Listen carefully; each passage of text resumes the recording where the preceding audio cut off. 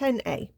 Sketch the graph of y equals sec x for 0 to alpha, where alpha is in between, or basically 0 to pi by 2. And remember, pi by 2 in degrees is 90 degrees. So we're not doing the whole graph as we would expect a trig graph to go up to 360.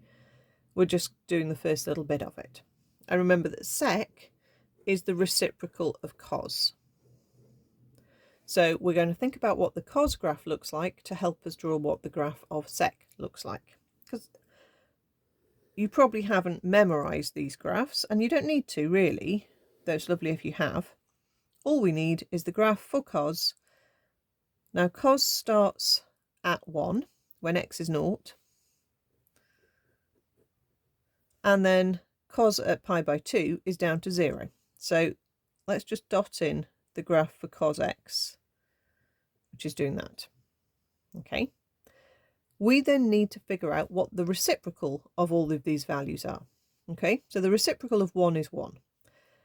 The reciprocal of numbers that are below 1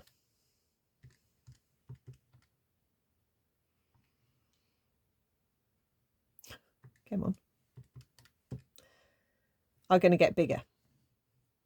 Okay, so when you do the reciprocal of small numbers, okay, getting smaller to 0, these numbers are going to get bigger.